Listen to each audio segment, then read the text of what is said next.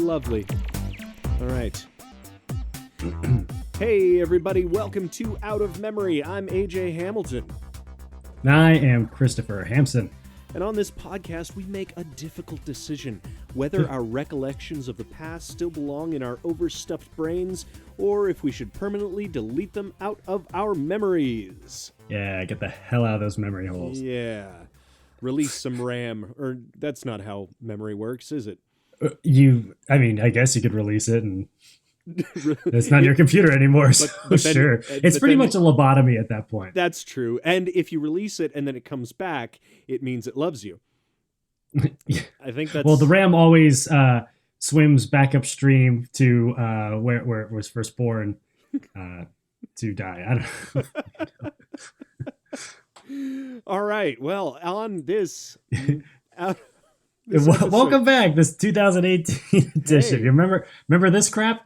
Well, you best play on another episode. You big dummy. Enjoy. No, but seriously, anybody listening, thank you. Yeah. No, this is thank you very much. We value our listeners. Right off the top, please write us about things that you want to hear about. We love it. We promise we'll be gentle. I don't. You might, perhaps. I'm a biter. So how's your year going so far, man? It's going well. Yeah. Work's good. Life's good. Got a new computer, so that's neat. Nice. That wasn't a gift. I just spent money that I didn't have. So, Cool. That's how. Thanks, credits cards. Yeah.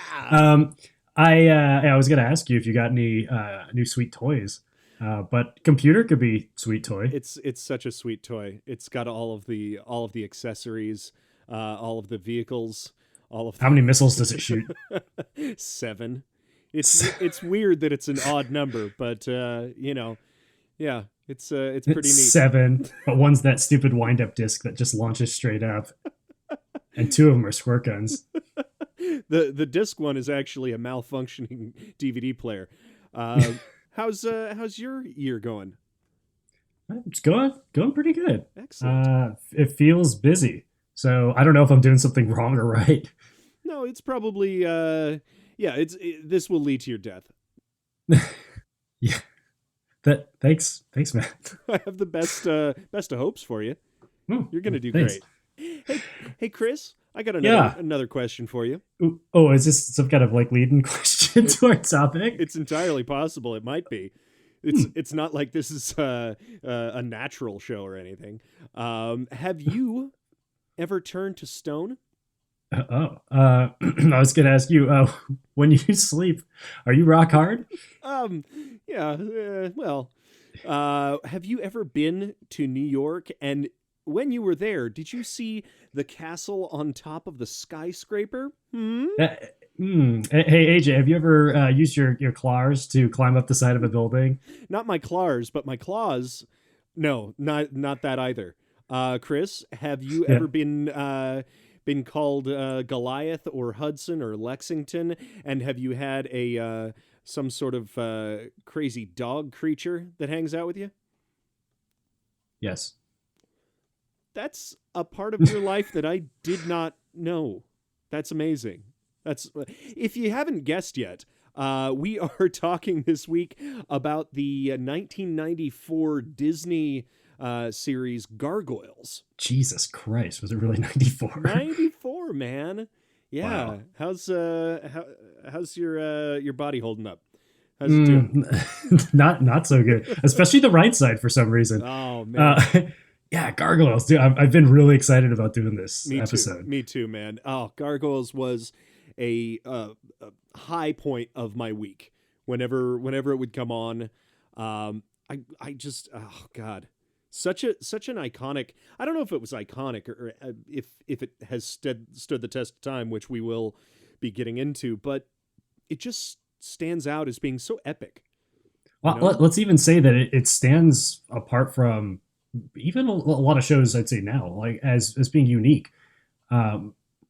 Just looking through my mems or my rams, if I had to rank just purely off of what I remember as being awesome shows back then, it would probably be X-Men, Batman, Gargoyles. I mean, the top three Very much cartoons so. that I used to watch. But I mean, there's lots of superhero shows like X-Men. Um, I guess Batman kind of falls in that category as well. But Gargoyles, man, that was it's very unique. I don't even know where it came from. In fact, I think that's probably a good question to come back with is like how where did the concept of this come from? I don't know if it's like from mythology or lore or just somebody's crazy ass dream. You know, it's funny. Even before Gargoyles came out, my uncle Tom used to give me. Yeah, Yeah. It was an unfortunate name, yeah, but his name was Thomas, and he was my uncle. Uncle Tom gave me as gifts. Actual like small, not huge gargoyles, but he would give me gargoyles that you could sit on your desk. It would be a paperweight or something like that. But he was really into Parisian architecture and stuff like that, and so interesting. he would give me these as gifts, and they were beautiful pieces. And so when Gargoyles came out, I was like, oh my god, it's like these things but living. So So you thought Gargoyles were cool even before you'd watch the show? yeah, it wasn't like at the forefront of my mind, but I had exposure to actual gargoyles, the stone gargoyles at the time. But I don't know, I don't have knowledge of the history of it. So I'm excited to look into that as well. But that was the show was in that vein of X-Men and Batman and stuff, where it wasn't. It didn't seem like it was initially made for kids. Yeah, It was made for more teenager. At the very first episode, they attack the castle and kill almost all of the gargoyles. Granted, they are just stone at the time. They definitely murdered them, including Goliath's, I guess, like wife. But they establish her as a character, and then Yes. brutally kill her. Yeah, they shatter all of these stone things, but you as a viewer have already imbued them with a soul, with all, even though you haven't met every single one of You're them. invested. You're invested, and you see it as a slaughter, and it's really like that put me on. I mean, God, I was quite young when this came out, and that was it was slightly disturbing, I think. Yeah. Well, what else do you remember about the show like that stands out as being good, as being bad? Well, I loved it's a bit later in the series, but there was this thing called the Avalon Chronicles, and it was right in the middle of it, and it felt like, I don't know, seasons and seasons of this show were dedicated to them being lost and showing up on different islands, or and working with these mythical creatures or mythical characters from olden times, like Totally. Shakespeare sort of influenced. I thought that arc, that Avalon series, it was kind of like a double-sided sword to me. That felt the most like filler, because it was very much off of like the critical path of the storyline for like what was actually happening. It was very few characters like going on these one-shot adventures, and some of them were interesting because it did involve like a period piece or like mythology from a certain culture. Yeah. But then there were also awful ones that were just like kind of slapped together. And I don't know if like as a character I liked Goliath's daughter very much. Yeah, I can't even. She was just very flat. Name. She was Susan.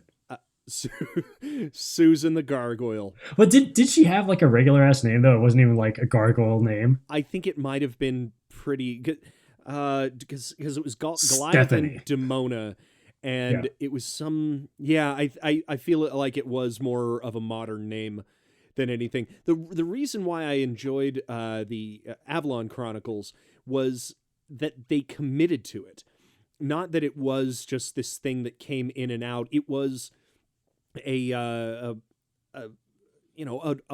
huge arc in the storytelling.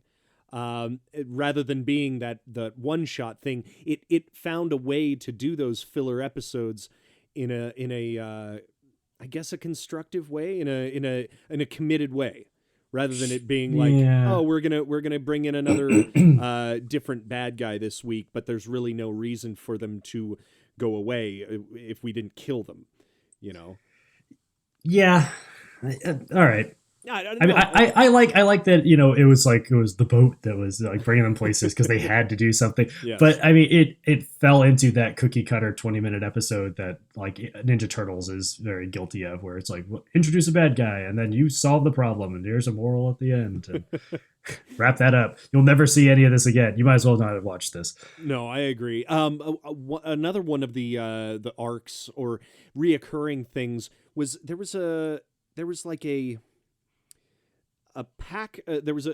Wasn't it called the Wild Pack or something like that? There was a group of like 5 individuals that were actually TV stars at one point, but they were also okay, I do remember that, because there was that chick with like the blue eye and stuff. Yeah, and they were robbers, and then they went off, and then they got like I think all of them got cybernetic upgrades. Yeah, that sounds about right. It was like really weird, but it was kind of cool that they had these the stakes of the bad guys were ever increasing. Yeah, and I gotta like that. There are like many things that stand out in this show, but I think that tone and story and mood, I think even from episode 1. Are really, really strong. The music is really good. All the characters have many levels to them. Maybe not some of the later ones like Goliath's daughter, but a lot of them do. Xanatos. Xanatos is an amazing villain, and not even he's not villainized as just like he's evil. Like, he has depth to him. He's a millionaire. He's got ambitions. But he also, later on has a family and has reasons behind the things that he does. So you understand that this struggle that's happening between Goliath and Xanatos. And there's so many badass things that were introduced in this show. The robot gargoyles, the Xanatos gargoyle suit. Yeah, well, he was almost like, I'm not going to say the original because I'm not an idiot. I know that Iron Man existed a long time ago, but he was an Iron Man character in that, but flipped on its head, totally. Sort of being a bad guy led by his greed and led by his I enjoy Xanatos way more than Tony Stark as a character. Very much so. I think he makes so much more sense. Yeah, absolutely. And I just love basically the inside. Can we get Robert Downey Jr. to play Xanatos in the Gargoyle movie? That'll never be made. I love it. Actually, Jonathan Frakes did the voice. Number 1 from or number 2? What was he? Number 2 from Star Trek: Next Generation. Oh, really? Riker. Yeah, exactly. Oh, dude, that's amazing. I didn't even know that. Yeah, and actually now he is a pretty acclaimed TV director. Interesting. He directed, I believe, one of the episodes of The Orville. That just started yes, year. That famous show about popcorn. Indeed. But he brought a huge amount of personality to and likability to that character. 100%. Even when he was aiming a laser gun at one of the gargoyles, you were just like, you know what? I don't know. I mean, I know that the guys are heroes and everything like that, but he has just this charm to him. He does. He's very humanized as well, because you see different intentions come through, where some of it is emotional. Some is because he's kind of a dick and he's like experimenting with like what the gargoyles can do. He's testing them. And then others, it's to sustain his business. On the topic of amazing voice actors, Keith David, man. Oh, signature voice, like a haunting character that he brings forth, and like he's so recognizable in anything else that he's in. I love his voice. He actually was on the last season of Community, which Oh, nice. I mean, and I mean, he's done a million other things. But Like the cape. I exactly. That's the only thing that I like. I was like, what? I don't know if I can get behind this. The other, the cool thing about him is that his voice is just an 8 foot tall, monsterish type of guy. Like Yeah. he is the only voice with the gravitas to play a huge imposing gargoyle. He pretty much plays that same role in the Halo series. He plays the Arbiter. Yes, that's and right. kind of on that same path of like world being blown up and like trying to redeem himself. Mm-hmm. But yeah, just phenomenal. Love almost everything Keith David's in. 99%. Yeah, it's the oh god, what's the movie that he was in? Don't throw Mama from the train. I mean, I'm gonna. No, he was in a movie long time ago. It's about drugs. God, I am Train Spotting. Train Spotting. Is it really? It's the Amazing. American Train Spotting. No, Damn it. damn. It's about drugs. American Hustle. American Hustle. That's the one. Is it really? No. Stop saying that. All right, who else is in this fucking movie? Just cut it out. No, I think I'm gonna keep this in. Oh, damn it! Right, cut it out. I'm such a bad. He was in Mr. Rogers' Neighborhood, though. No, really? He was Keith the Handyman. I know that. Was he a gargoyle? No, he was a handyman. Didn't you get that from the title? Anyway, I also wanted to talk about Elisa Maza. Elisa Maza. Yes. She was as much as they had her kind of as she wasn't a damsel in distress. That was the cool no. thing. She was a strong female character. Very much not an April O'Neil. No, God, no. No, she was. I mean, there was a limited amount she could do when they were flying, obviously, but yeah, she had her gun. She had smarts. She would help them solve a lot of their problems. Well, and she's very as strong and interesting as she is as a police officer. She's also grounding for the audience and helps you to remember that. Oh, that's right. It's not normal that there's giant monsters that turn to stone and turn back. Right. That's not normal. So she helps you to be like, oh yeah, you can't go in there. I'll have to go in there and do this for you or whatever. Yes, of course. Because even I think they tried the Ninja Turtle thing where they put on the overcoats at one point. Yeah, and I was just like, oh come on, don't do that. But they had to interact with people. Didn't Broadway the sort of young green one, the fatter one, didn't he fall in love with the blind girl? That sounds familiar. Yeah, he had a very Ben Grimm type relationship going on. Yes. Oh, also his voice was. Is it Patrick Starr? Yes, it is. It's Patrick. Yes. Patrick. Yeah. Where's the leak, ma'am? Leedle. Yeah. No. Also, Keith David was in Requiem for a Dream as a pimp. So that's what I was thinking. Yep. But no. And Sally Richardson Whitfield, who played Elisa Maza, was actually one of my favorite parts of this TV show on Sci-Fi Network a long time ago called Eureka. She was great in that. Does she look just like Elisa Maza? She looks very similar. Awesome. It's funny because Jonathan Frakes kind of looks like Xanatos. Yeah, yeah, a little bit. I don't think. He Hudson, needs a sweet ponytail and tanner skin. Indeed, Hudson doesn't really look like Ed Asner. Ed Asner looks more like the guy from Up, which he did voice. So, I could hear that now. Yeah.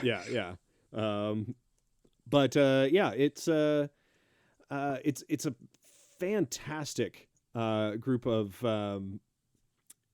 voice actors, and it was such an amazing series to to go through. I think if I'm remembering correctly, one of the seasons is 65 episodes because they used to show a new one every week or something like that. It was on that insane like 90s cartoon platform. Yeah, 60 episodes. And this was part of the Disney Afternoon, wasn't it? The Disney Afternoon, and that's incredible because the tone, as you were saying, is completely different from every other thing on that network. Yeah, and just being that this was on at the same time as like Ninja Turtles, Mhm. I don't understand how Ninja Turtles survived so many seasons and Gargoyles like did not. Yeah. Just because like there is definitely a difference in production value and depth. And if it was part of the Disney Afternoon, like it must have had a solid time. Whereas Ninja Turtles, I'm sure, kind of got bumped around a lot. Yeah, I can imagine that. But like we said in that, I mean, there are so many ways that they promoted Ninja Turtles. You know, Yeah, marketing for sure. Marketing was for sure. insane. If nothing else, the toys. Yeah, exactly. And that's not to say that the Gargoyles did not have awesome toys because they did. They even when I was putting away the Christmas decorations, I found in my my attic the entire the big castle. They made a castle playset. Nice. Did they make the skyscraper playset also? No, but I had a skyscraper playset that was actually also the Ghostbusters place, and I would just set that on top of the Ghostbusters firehouse. So also, just like going back to the castle. Yes. Isn't that such a dick curse that we're put on the Gargoyles that like you will stay stoned forever until the castle rises above the clouds? Like, why did you just? I don't understand how magic works, obviously, but like, why couldn't it just be like, and you're stoned forever? Yeah. Why do you have to put a caveat on that? Just say nope, you're done. Actually, that was what I was I was going to say before. Is the inciting incident is Xanatos paying for this thing to be moved brick by brick and rebuilt on top of a skyscraper in New York.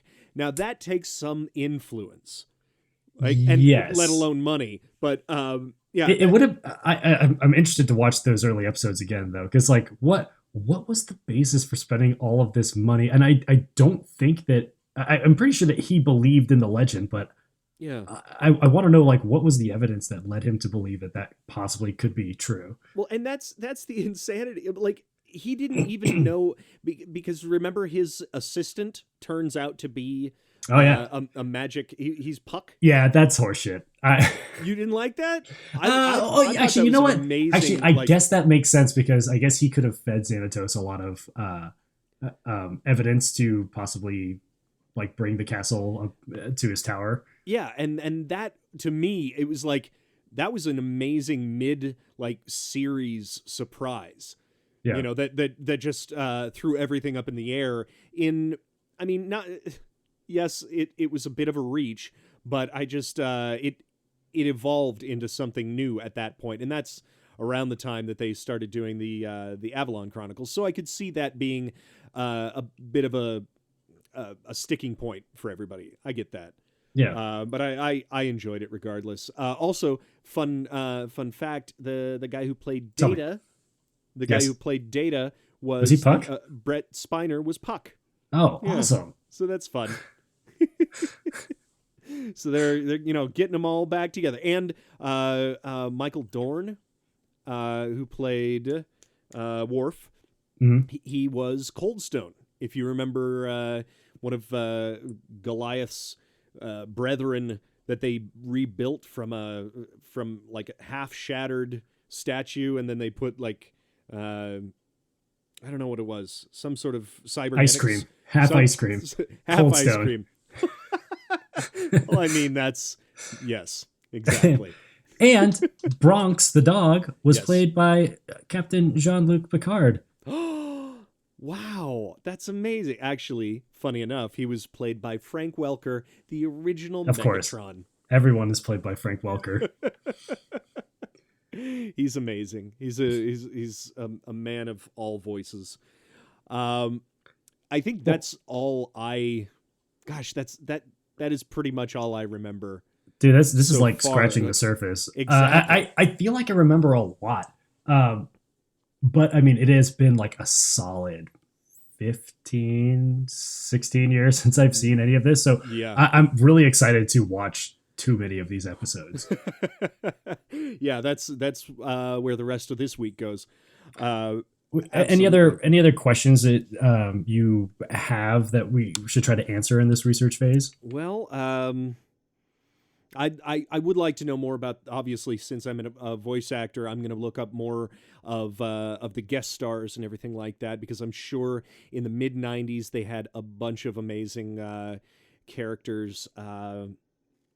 I would like to I don't know how we'll find this out, but I would love to know the time frame of producing these episodes, because Yeah. they are not simple. If I remember correctly, they're not simplistically drawn.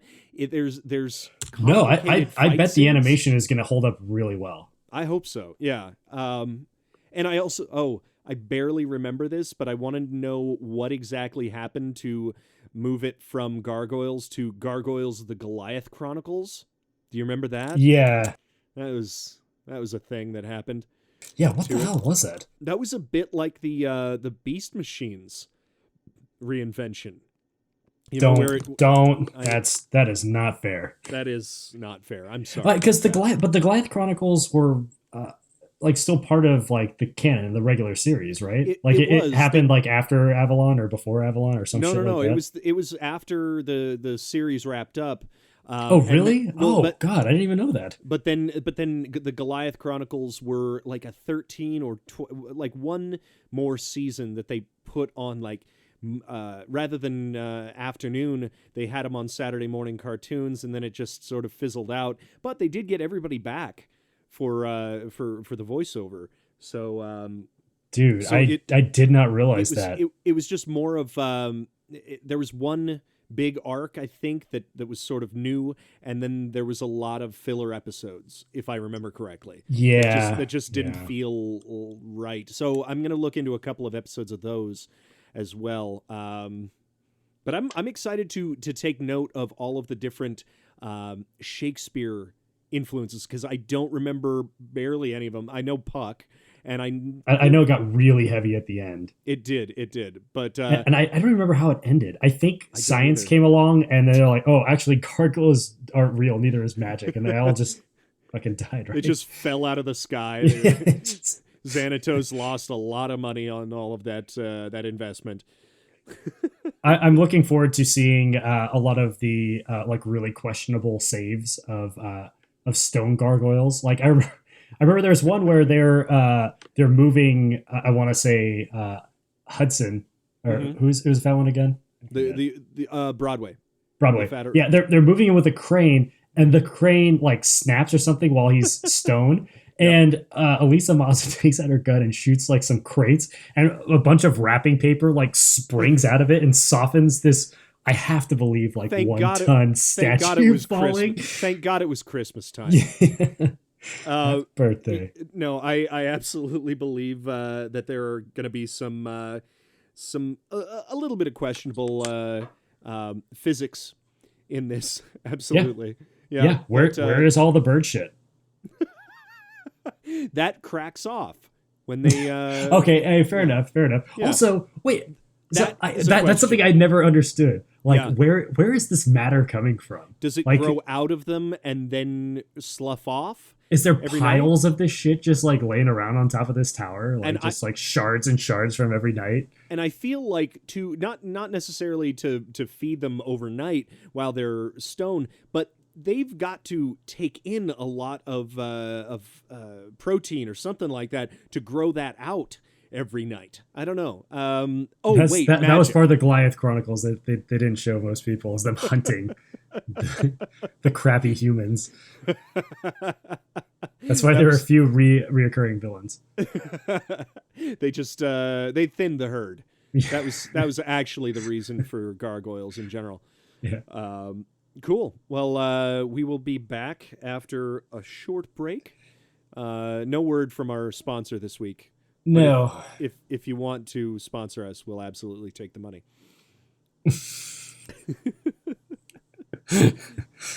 So we will be back.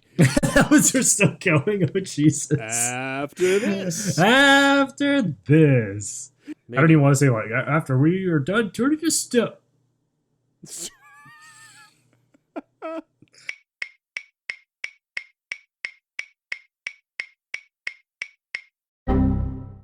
Out of memory.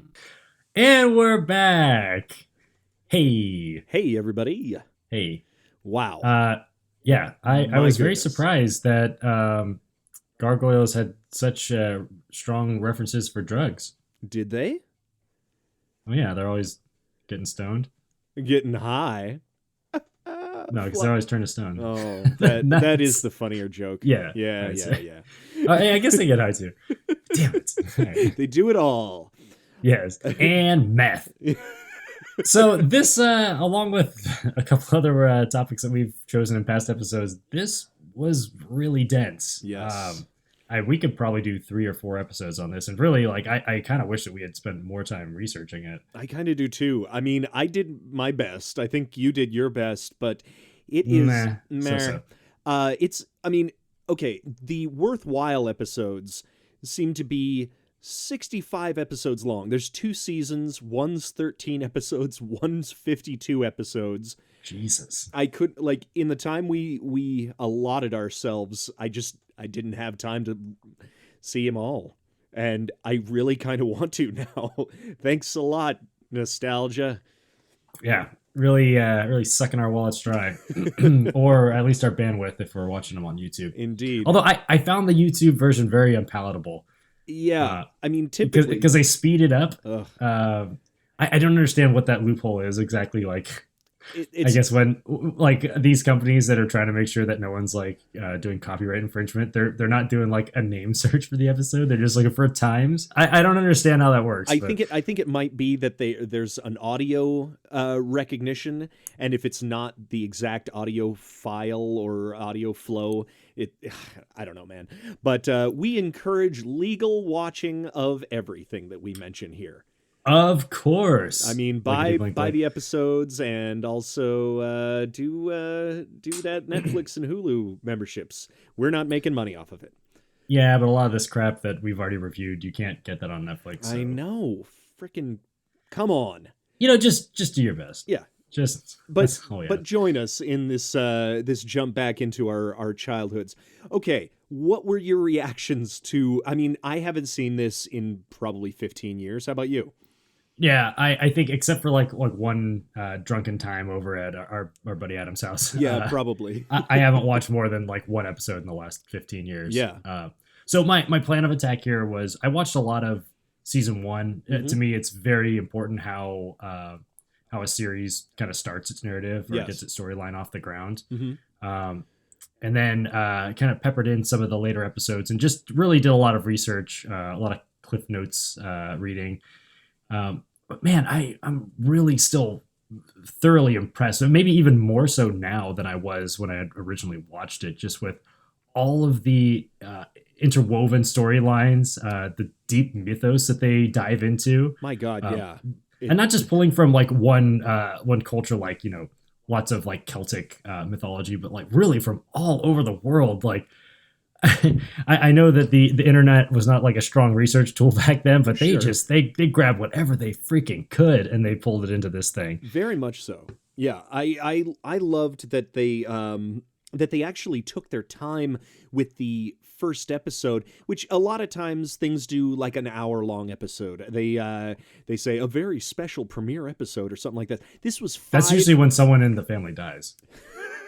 Or somebody gets hooked on drugs, or they find out that they're illiterate. Right. How do you learn that you're illiterate? No, that other people do. You think there's illiterate people that don't really know? They're just like, I recognize those shapes. Oh my God, wait. That means toilet. What are these things in books? Oh my God. No, there's actually an illiteracy episode in this this show, but it makes sense that there is because, my God, of course they didn't have books or whatever. Anyway, Hudson couldn't read. That just leads to more questions, though. Yeah, exactly. Because I know that in this series, the Gargoyles seem like they're just like kind of a thinning race when we come in at 1000 AD, 994. Thank you very much. Yeah, right around there, right around the time of the Crusades. Sure. And I'm curious, like how did this race like survive for so long without any kind of like written language? Well, they don't even have names. They don't, which is also really strange. Yeah, I mean, they are the only one that they give a name to, or humans give a name to, is Goliath, the leader. But do you know of any like cultures that don't give names to their people? I think like no. Usually the more primitive, like usually they have like more names, right? Like that is definitely a staple. Well, I mean, there's Ugg and there's Ooga Ooga and Booga. Those are the caveman names.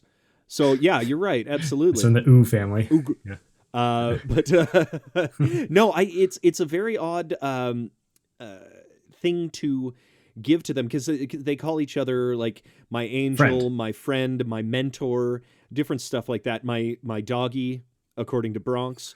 I mean, what is Bronx, for God's sake?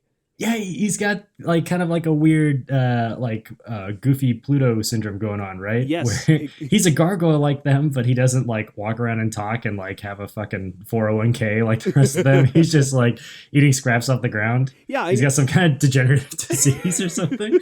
He's the product of inbreeding. I mean, he doesn't even have wings.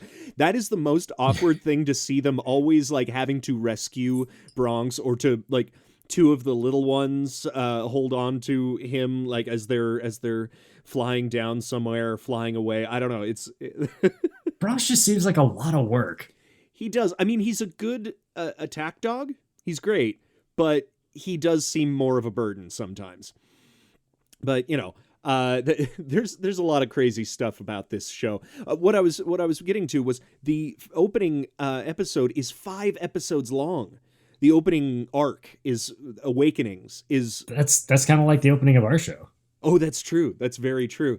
Thanks for still listening, everybody. I imagine just like 100 listeners, and it's just skeletons and chairs with the finger on the play button. Well, thanks for sticking with us. They're like, I'll get a snack after this opening, like 5 days later. So, what were the good things in this show that came back to you?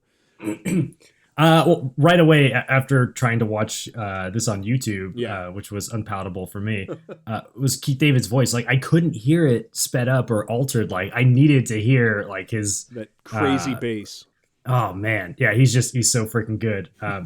As we mentioned in the first half, like Keith David, amazing voice actor, and his emotion that comes through when he finds out that people. First of all, that his clan has been killed, and then he's trying to get his revenge, and he's like, "I've been denied everything, even my revenge." Oh my god, dude! There was a couple, and like this definitely like will corner me as a nerd, but like there's definitely a couple times rewatching this where a couple episodes gave me chills a little bit, and definitely like that part and some of his performances really fucking good, like amazing. Really good.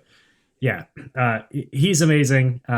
Elisa Maza still holds up as like being the badass that I remembered, where she's not at all a damsel in distress. Oh no, not slow at all to like whip out her gun. Like anything that she finds a little questionable, she'll take that gun out. Although I don't think I saw her shoot at anybody. I think I saw her shoot down like shit and put out lights and cameras and crap like that. Sure. You know who I love is Macbeth. I forgot that I loved him so much, but he is... He's my favorite sandwich at McDonald's. The Macbeth. It's bad luck to order it. And they use so many Beths to make those sandwiches. It's they not green at all. No, he's actually I know we'll get back to this later, but he's voiced by Gimli from Lord of the Rings. And he's got, what is his real name? John Rhys Davies. And he's got such a great commanding voice as well. I love when he says about Demona, he's like, "Know her, I named her." just such awesome lines in this show. Dude, speaking of Demona, Yes. that rewatching this, like that, I think she's my favorite part of this show. Yeah. Along with them, like, and I don't know how early they conceived how wild this interwoven storyline would get, but she is such a pivotal part of that, and they keep going back to her because she's very interesting and very humanizing to the gargoyles, where like a lot of her emotion and her drive is very relatable. That And- she's been betrayed. She has hostility towards humans because they never give gargoyles the time of day at all. Right. And she also has a bit of a blaming complex. She blames other people for her problems, and that's that is actually very relatable. Absolutely. She has such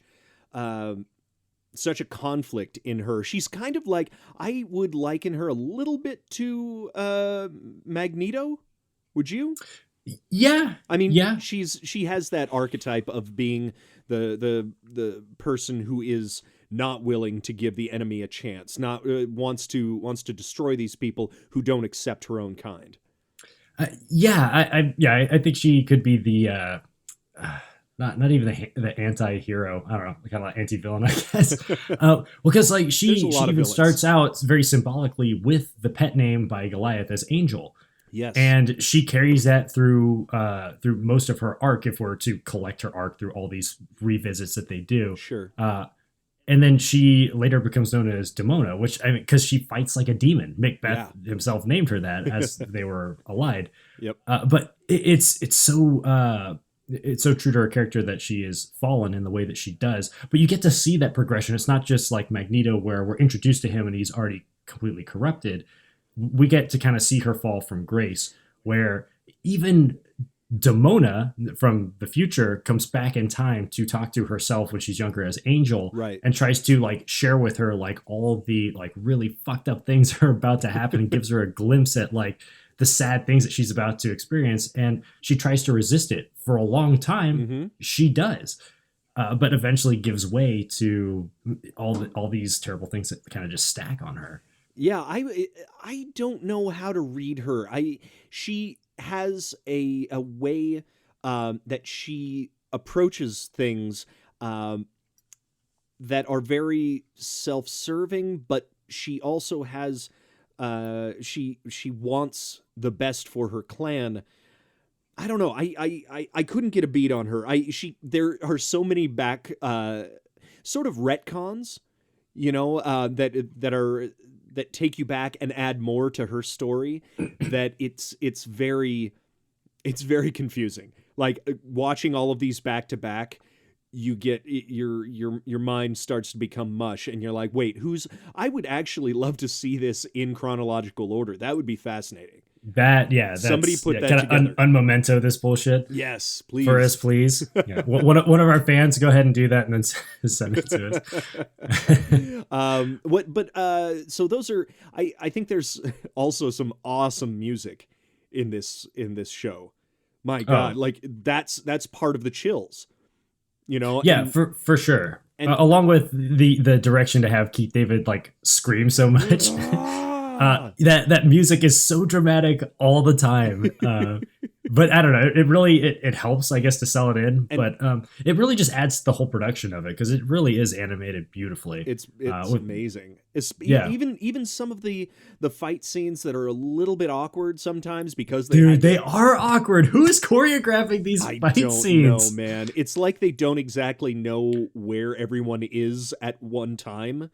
It's like they're like, what would be cool fighting things to have happen, and then they just kind of string them together. It doesn't like they don't mesh at all. No, and it's like everybody else stood still for a couple of minutes, and then all of the things happen. It's kind of like the thing of having what's it called, a ninja attack one at a time.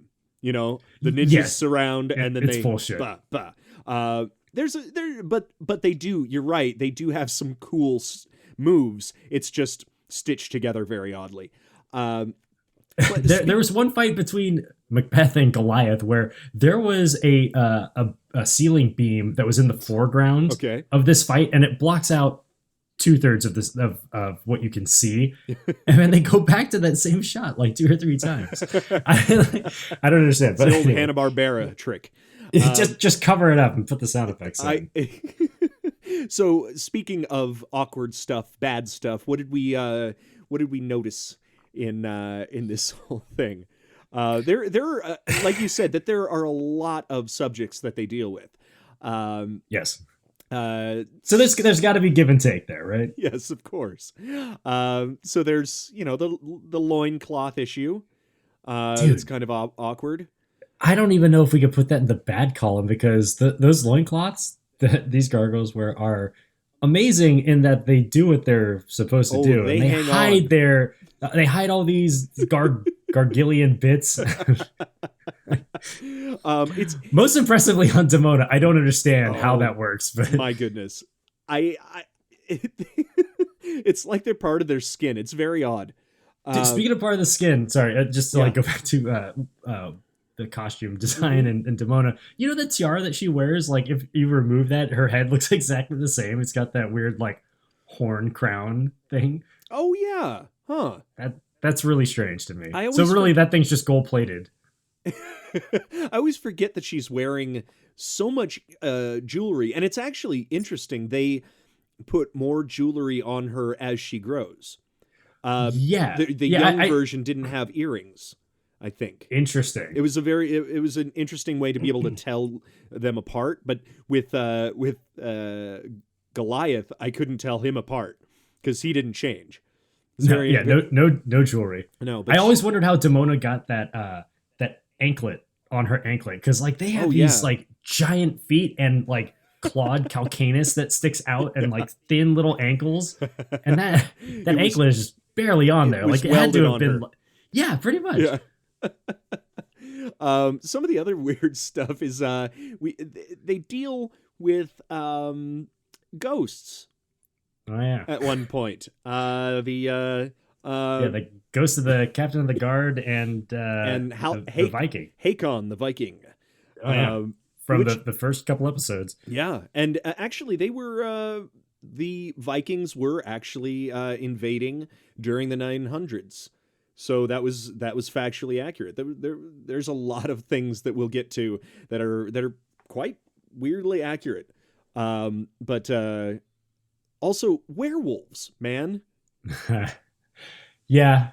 So one of the interesting characters, Fox, that David Xanatos marries, is not only magic, we find out, but also a werewolf. I don't understand how that happened. I didn't look into that. That is actually because of the Eye of Odin brings out deep-seated fears or the truth of what somebody is, I guess.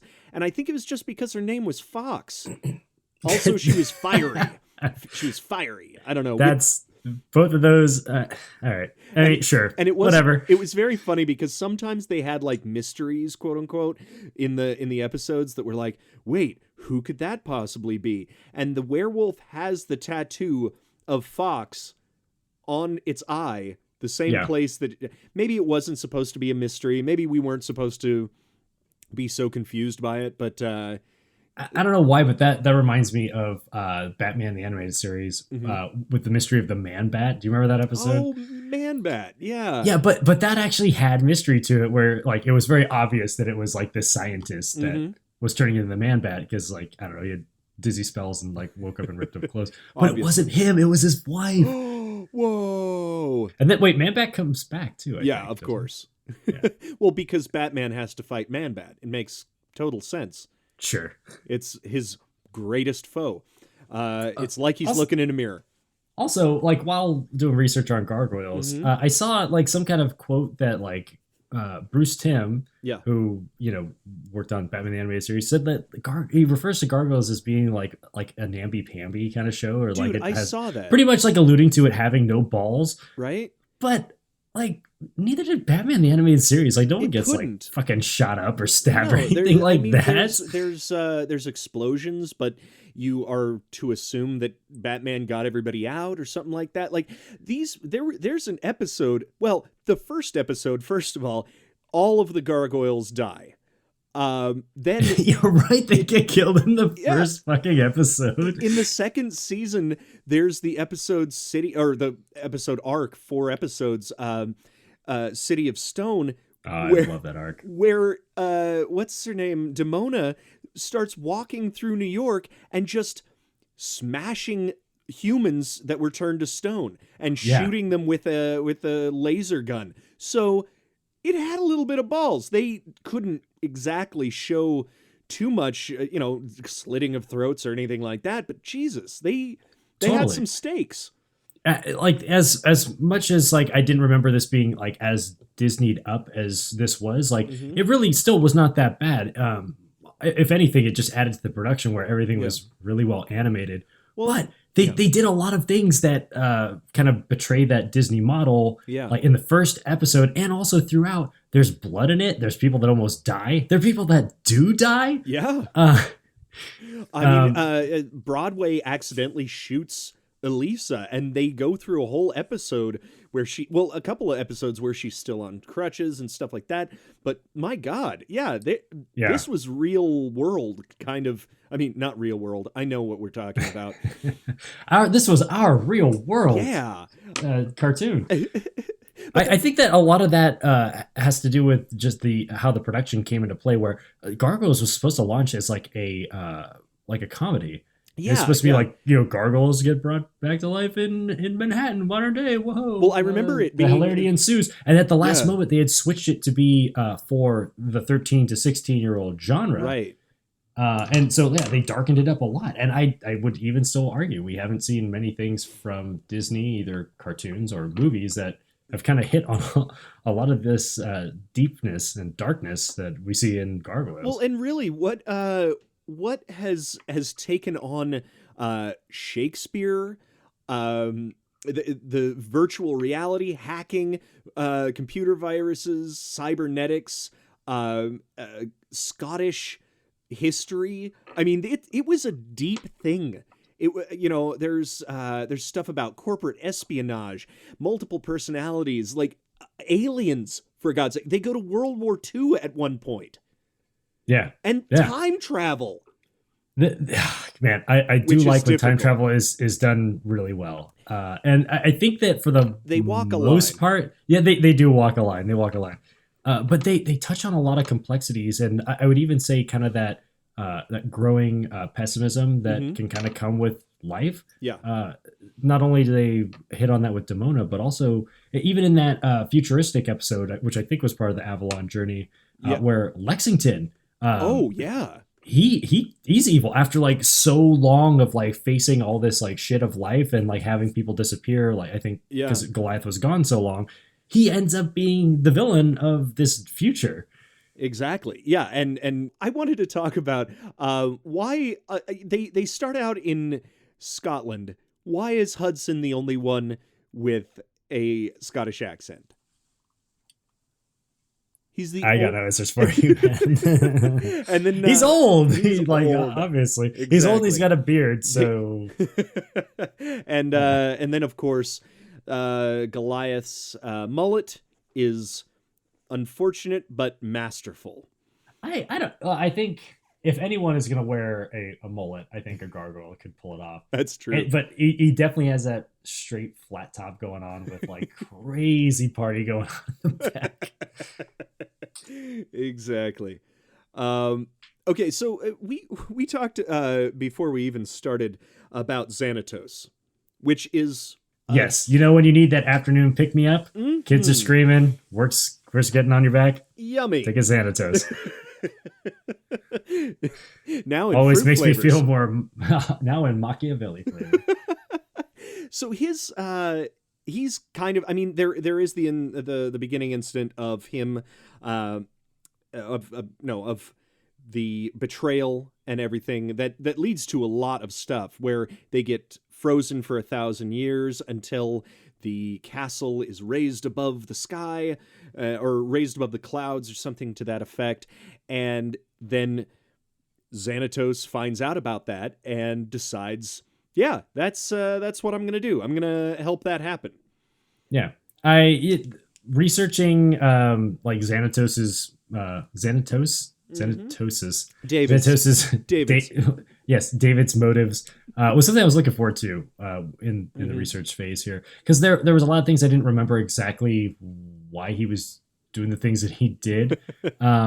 So like revisiting this, like some things were still kind of, I don't know, like I feel like it needed a little bit more like motivation. A little motivation. So I did find out that he gets basically inspired to bring the castle over via Demona and Puck. I guess he has his reasons for doing it.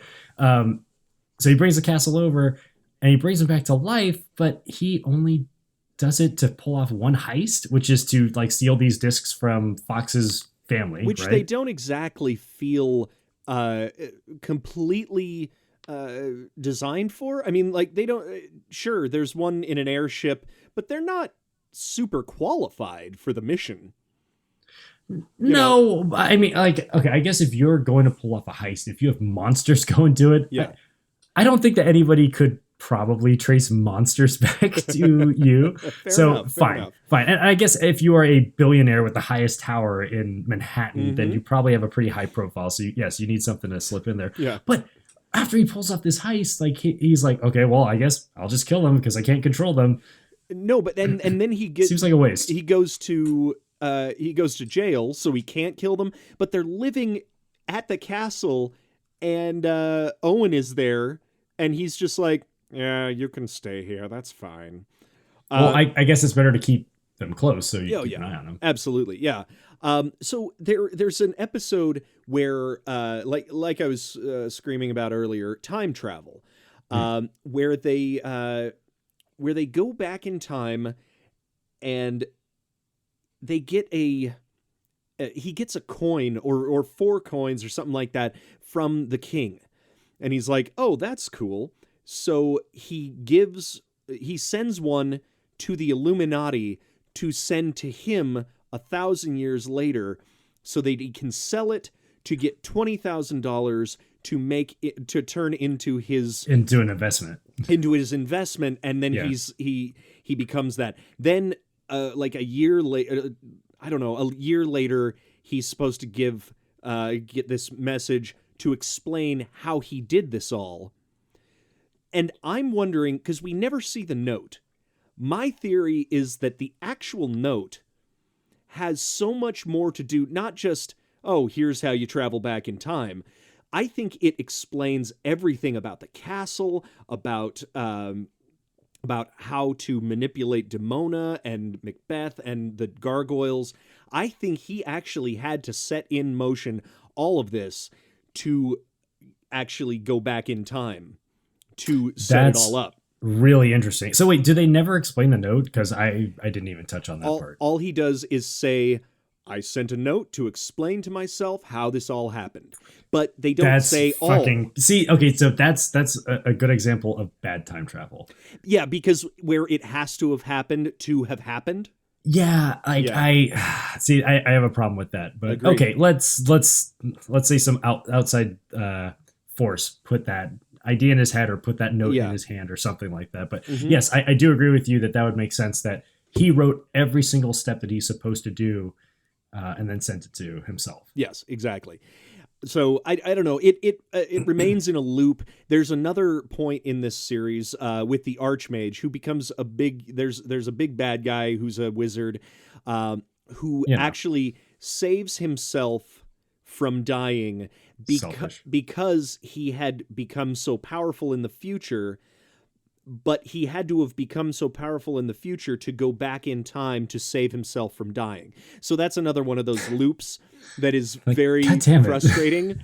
And then when in the very end, last 6 or 7 episodes, Goliath does this thing where he says the incantation of the Phoenix Gate, which is the time travel machine that they have, and he just throws it into the time portal.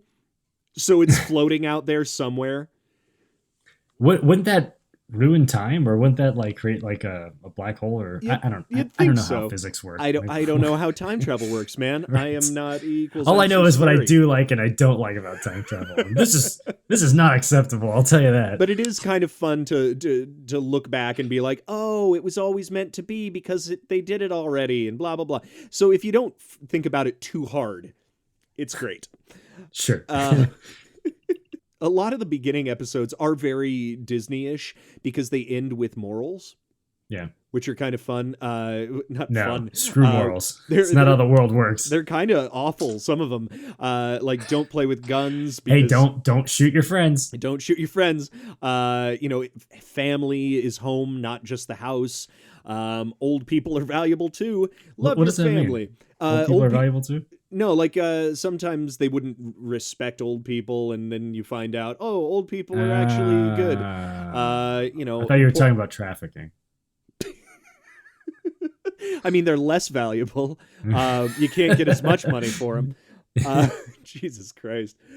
Oh my God! But yeah, those are some fun things, and there's a little bit of slapstick and those music cues. Yeah, I like that though. I do too. I don't equate that to being slapstick. I just kind of equate that to being like Broadway's theme. Oh my God, yeah, absolutely. Or any of the three younger guys. He definitely is like the obligatory like fat guy on the team though. Always eating. Oh yeah, gotta eat the whole cart. he's pretty much Patrick Star with wings. That's his voice. And that leads us to the segment. Oh yeah, that is his voice, isn't it? Guess I forgot who about that was. This is in this. Oh crap! Here comes our. So we had to make a new segment in this show because AJ is a voice actor and obsesses about voice actors. So this is guess who that was. I'm gonna speed through this because it's very dense. One of the cool things about this, and probably a lot of people know this if you're fans of Gargoyles, but there were about 90 credited actors on IMDb for this TV series. And a third of them, that's 30 of them, were involved in somehow the Star Trek franchise. So that's kind of cool. That's pretty cool.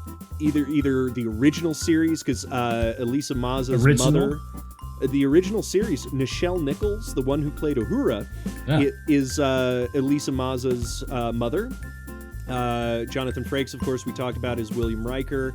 LeVar Burton is Anansi in Africa. Dude, I like that episode a lot. I know, it's so cool. Demona is the dog is Patrick Stewart. Of course he is. Demona is Deanna Troi from The Next Generation. Oh, is it really? Yeah. Oh my gosh, she's such a great job. I know. She's very flat in Star Trek. Yeah, it is odd. For being a counselor, she's got to be measured. Lieutenant Worf, Michael Dorn, was Coldstone. Delicious. Puck was Commander Data. Captain Janeway was Titania. And was she really? Yeah. There was a bunch more, but they were in like video games and different stuff like that. Actually, Frank Welker does one of the Spock screams in The Search for Spock, so that's kind of fun. There's Roddy McDowell, the Cornelius from the original famous Planet of wrestler. the Apes. Roddy McDowell. He plays Proteus. James Avery, Uncle Phil from Fresh Prince, plays a shaman at one point. And Jim Belushi is in it at one point, too. He plays Fang, one of the mutants. Oh, okay. Is it her brother? Elisa's brother? No, it's the asshole leader of them. What an asshole. Perfect. Yep. And, just a bunch of other people. Please IMDb them and give them some appreciation. They're fantastic, and most of them are on Twitter, so go find him. All right, good. So finally, I tried to make it as fast as possible. Yeah, I feel like we should limit you to like 90 seconds or something. I'm on it. All right, Time. great. All right, I will from now on. I All know. right, let's fly through this research. Any was there any existential research to the show that you found particularly interesting? Well, they actually they mentioned this in the show in the second season. Constantine III was about to take rule of Scotland in 995 A.D., and this started in Scotland 994. So that was kind of cool. But and gargoyles have been around since Egyptian days, but they really, in Europe, apparently, they started appearing on churches in the 12th to 13th century. So that's kind of cool. They like originally they were used to funnel the water as mostly water spouts. That's kind of where their name comes from. It means to gargle. Like that. But thanks for that. But the Catholic Church did start to incorporate them. There was a couple of legends that I read about where like a French priest encountered a monster or a gargoyle and either defeated it or tamed it with the power of Christ or the crucifix, and that's right. Yes, either killed it or led it back to the town where they killed it there. They couldn't burn its head, so they cut the head off and like mounted it on a pike.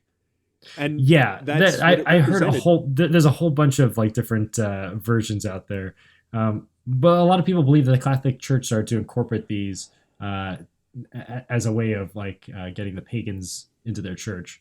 They love their horned beasts. Well, and there was also something for the already Christian people that it was to remind them of almost of hell, of the horrors that existed if you didn't believe in Christianity. Yeah. So it was a dual role kind of. It was to defend from harmful spirits, and it was to and also to scare the shit out of the people that come to church. Exactly. Thanks, churches. Oh, great. That was an interesting thing. They didn't really deal with religion in Gargoyles the series. No, and thank God they didn't. I agree. I absolutely agree.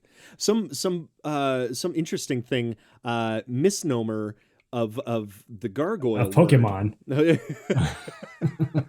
You swim up and down that shore, and then you catch that finally Pokemon. Find him. No, actually, like you said, gargoyles were almost specifically for water spouts, but anything that was a full figure of stone was called a chimera or a grotesque. And eventually the term gargoyle sort of took over for all of those things, which clearly cooler word. So that is actually what refers to them all now. It's a disgusting word. It doesn't sound good or feel good. Gargoyle. Gargoyle. Yeah. It's like a disgusting boil in your mouth. but cool. So I found something out about the castle. Castle Wyvern? I don't like this Wyvern. I always thought it was Wyvern. Wyvern. Well, you didn't listen then. Well, just like you didn't in class. It's actually modeled after a real castle. Tintagel. I don't know how to say it. Tintagel. Castle in Cornwall. It's actually the legendary site of King Arthur's conception. And Krakens have 8 of them. And they actually think that it's where he was born. So that's kind of cool. And he played, once again, a historical, not a historical figure, but a figure of legend, played a character in this series. So he was pretty cool. He was a defender of Avalon, I believe.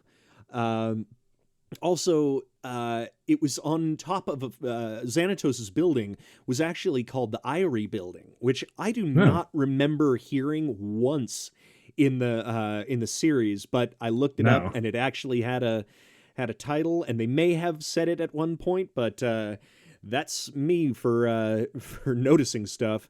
And I liked Xanatos' tower. I found cool. it particularly interesting that the castle sits on top, and right below it, it's got that big like glass kind of showcase. But it's got these weird like stone columns that kind of come out of it. Like, and I don't know if that's part of the castle. Like, it just kind of goes deep into the building, or if that's just like some design they threw in there. Well, at one point, it looks almost like in that area, there's part of the land was taken out from underneath the castle, like, and set down. And I don't know how in depth he went, but yeah, that atrium is beautiful. Yeah, perfect, exactly. Wonderful atrium. And I was curious how tall Xanatos' tower really had to be, because from what I see in the show, it looks like it's the tallest tower in Manhattan. Well, actually, it is. It's that's what he claims, at least. I was actually doing some research and looking at where it could possibly be from different pictures, and it looks like it's at the south end of Central Park, and it in pictures you can also see the Chrysler Building, and it is so puny compared to their building, and the Chrysler Building is about 1,000 feet tall.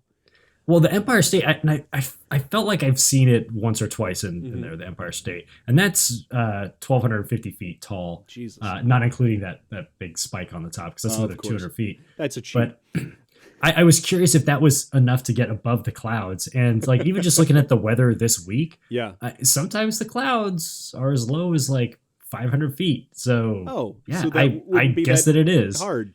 I don't know about above it, but that's where the base of the clouds start. Well, that's and it's possible. It's a very open-ended, vague sort of magic spell. You know, just until it rises above the clouds. I gotta say that wizard was the worst fucking wizard I've ever seen. He is the most assuming like jerk. Wizard. He's just like, oh, well, the princess is dead, so I'll turn you all to stone. Like, you saw her run off. Like, how the hell do you know that she is dead? Also, how does he not memorize like any of his spells? Like the Vikings like ripping out pages and burning them. He's like, oh shit, like I have no magic anymore. You don't remember any magic? Like all you have to do is really talk. You have to say the words and that's it. Yeah, he didn't practice like one of the because the Archmage had that crazy lightning spell. I can't remember what the lightning spell was, but he kept saying it over and over again, and he would shock people. And wouldn't you? That was, I mean, learn one thing, one defensive spell. Jesus Christ, dummy! But the Magus, the Magus, what an idiot! Stupid Magus. All right, how are you scoring this thing? Oh my goodness! Do you have anything else? Sorry. No. I did not really. Oh, I just wanted to talk about why it got canceled and then turned into the Goliath Chronicles. Okay, let's do that. So Disney canceled this wonderful show, in my opinion, because apparently it was doing all right in the ratings, but was not competing well enough with Mighty Morphin Power Rangers. That's the dumbest thing I've ever heard of. So dumb. So ABC actually, after Disney canceled it, I think it was on UPN for us, wasn't it? I don't know. But ABC, ABC. I want to say WB. I think no. Oh, I don't know. No, but CW. I don't know. Who the hell knows? ABC picked it up the season after and created the Goliath Chronicles, and the same year Disney bought ABC. And so they cancel it again. Bunch of idiots. So kind of, but I will say that it was a completely different animating and writing staff. So it's very hard to continue on with that. Like even having all of the voice actors return, it still felt disingenuous. Honestly, they tried, but I don't know. That was its own issues. We're not even going to tackle that because there's better stuff. Yeah, there's better stuff. No, but I agree. So yes, what is your scale for this? Let's see. What is your score? This held up pretty well, I gotta say. Yeah. Apart from a couple of like weird fight choreographies and Disneying this up just a tiny bit, like honestly, like this still gets like an 8.5 loincloths for me. Ooh, nice. Yes. I'm gonna give it just because I have to be different. I'm gonna give it an 8.75 rookery eggs, which means you have to break one of the eggs, which is sad. You bastard. But That's like upping my bid in Price is Right by $1. exactly. No, it's I'm close to giving it a 9 because this had it's really good. all of the adventure and like, yeah, it's flat and some of the motivations are a little wonky, but if you just look at it as a fun ride, it is ridiculously detailed. We didn't even get into the Avalon Chronicles, which is almost exactly half the season, and all of the intricacies of the past storylines and everything like that. The love that was sorry, I got choked up there on my Macallan neat. No, I because we got to drink scotch for this. I just absolutely loved it, and the creators clearly loved it as well. They put in so much work and so much detail, and I think the fans were rewarded for it. So there. I feel rewarded. I feel like I have to watch more. We might even have to do a second episode on this one. We might do it just as a bit of a wrap up. We'll do a flashback episode sometime in the future. Yeah. We'll dive way deeper into the Avalon and Goliath Chronicles and all the sexy fan fiction. Oh, and there's actually a comic series. There is. I'm not going to read the comic series. Fair enough. I'm not. I can't do it. It's too much. Too much, man. It's too much. There's so many things to do. Well, that's it for Gargoyles. And stay tuned. Stay tuned, because next time, what do we got? Next episode, sandwiches. Or 50 Shades of Gummy Bears. All right. Well, thank you guys for listening. Like, share, subscribe. I don't know this bit. We're still. We're on. Can they share us? Can they subscribe? They can subscribe on any of the podcast platforms that you love. There you go. Subscribe. Get a tattoo. Review and give us a little review and a rating on iTunes. That helps us a lot. And we're on Twitter, Instagram. You can email us at outofmemorypod. Send us a letter to AJ's address, 475 Eastman Drive, Los Angeles, California, 90332. 90333. Oh, damn it. Oh, God. Come on. Well, I even forget the street you live on. It's like Glenn or something. I don't know. Google Maps it. Stalk him. No. All right, guys. Thanks for tuning in and suffering. Thanks and sorry, guys. See you next time. Ta. Ta-ta. Ta-ta.